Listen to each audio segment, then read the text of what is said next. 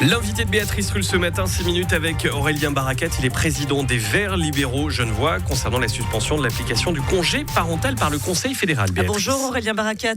Bonjour Béatrice Rulle. Merci d'être sur Radio Lac. Ce matin, le Parlement a donc suspendu l'application du congé parental de 24 semaines.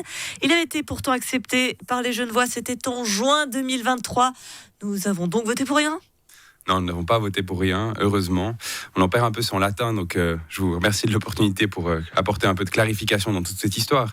L'histoire commence comme ça. Le Conseil fédéral nous dit dans un message de 2013 que les cantons peuvent instaurer une assurance pour financer un congé parental. C'est ce qu'on propose aux Genevois, qu'ils le votent. C'est vérifié par le Conseil d'État, qu'il le confirme.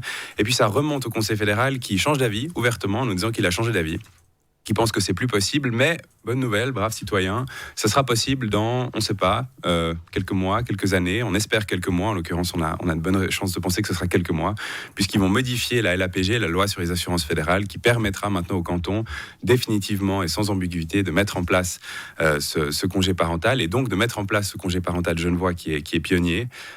Donc le Conseil fédéral a proposé un rejet, l'Assemblée nationale n'a pas suivi le Conseil fédéral, elle a juste suspendu l'acceptation de l'initiative jusqu'à l'acceptation du nouveau droit fédéral.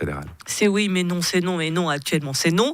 Pour faire simple, tout de même le Conseil fédéral, vous l'avez dit, il a estimé que le nouvel article constitutionnel était incompatible avec le droit fédéral à cause des modalités de financement notamment. Ça c'était un argument, les modalités de financement, on avait beaucoup entendu parler pendant la campagne, vous disiez non, c'est absolument pas un souci, c'en est quand même bien un finalement. C'en est quand même bien un. Maintenant, de nouveau, on ne peut que regretter que le Conseil fédéral change d'avis, puisqu'il disait qu'une assurance paritaire modèle LAPG était a priori pas un problème. Nous, d'ailleurs, on réserve d'autres options dans l'initiative. On ne dit pas que ça doit être une assurance calquée sur le modèle de LAPG. Évidemment, ce serait beaucoup plus simple.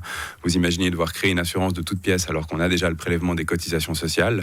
Mais en l'occurrence, il ne l'écartait pas. Il a véritablement changé d'avis en disant qu'il pense que la compétence n'est plus là depuis qu'on a voté. Et pourquoi il change d'avis ? Pardonnez-moi cette question. Alors, très son argument enfantine. principal, c'est lorsque vous et moi, Béatrice, nous avons voté pour les 2 semaines de congé paternité, nous avons accepté d'enlever cette option cantonale qui existait avant. Alors, je ne sais pas si vous avez pensé que vous enleviez cette option lorsque vous avez voté les 2 semaines. Nous, pas en tout cas, mais c'est son avis.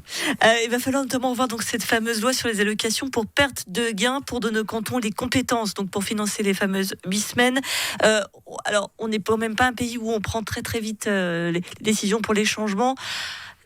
Donc ça veut dire quoi ? Qu'on en prend pour 1, 2, 3, 4 ans ? C'est évidemment toujours difficile à dire. La bonne nouvelle ici, c'est qu'il y a une réforme qui est effectivement déjà en cours, qu'elle a déjà fait un tour en commission, que la disposition n'est pas spécialement contestée. Et il y a une professeure d'université qui a été mandatée par le Conseil d'État pour faire le suivi et préparer déjà l'adoption du congé parental genevois qui, selon son estimation, nous dit que ça devrait être pour les prochaines sessions déjà. Donc on a bon espoir que c'est assez vite. Les prochaines, ce qui veut dire que ce n'est pas la prochaine, on l'a bien compris, ça peut faire beaucoup d'ici 4 ans quand même. Qu'est-ce qu'on fait en attendant ? Alors juste pour préciser, les prochaines sessions fédérales, pas les prochaines années. Donc vu qu'il y a 4 sessions par année, avec un peu de chance, ce sera au plus tard l'année prochaine.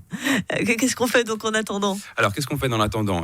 C'est pas si simple que ça de mettre en place un nouveau système d'assurance. Il faut modifier les cotisations, il faut ajuster les taux. Et donc on a eu des discussions avec le Conseil d'État. Et là, il faut saluer un peu la proactivité, vraiment, je tiens à le dire, puisqu'ils sont déjà en train de réfléchir sur les modalités d'application. En réalité, on pense que cette loi fédérale sera appliquée, sera adoptée sans autre forme de procès.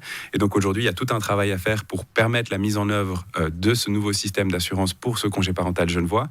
Et donc, on est au travail et on a des séances régulièrement pour commencer à anticiper la mise en œuvre. Donc, le retard qu'on a avec ce décalement de l'entrée en vigueur du droit fédéral, finalement, est quelque part compensé par le fait que le Conseil d'État est déjà au travail pour proposer un projet de loi, parce qu'il faudra maintenant faire un projet de loi formel qui sera présenté au Grand Conseil. Donc, très concrètement, ça veut dire qu'une fois qu'on a le feu vert de l'Assemblée fédérale, si elle arrive, ça peut se faire très rapidement ? Alors ça va, oui, je pense qu'objectivement on a quand même un texte qui est relativement clair. Donc la loi, elle devrait aller dans un sens qui est clair lui aussi. Et puis si le Conseil d'État travaille bien, et moi j'ai tous les signes qui vont dans ce sens en ce moment, on devrait pouvoir proposer un projet de loi au Grand Conseil. Après, ça dépendra du Grand Conseil genevois qui parfois nous donne des signaux de ralentissement. Mais ici, c'est quelque chose qui a déjà été accepté par le peuple sur le principe constitutionnel. On voit pas très bien pourquoi est-ce que le Grand Conseil le bloquerait un projet de loi qui irait dans le sens de ce que les Genevoises et les Genevois ont déjà voté. Justement, vous le dites, les Genevoises et les Genevois, ils ont voté là-dessus il y a 1 an et demi. Il y a quand même beaucoup de frustration à se dire Finalement, on a voté, mais il y a rien qui se fait pour les raisons, quelles qu'elles soient. Mais pour tout à chacun, on va pas rentrer dans les détails.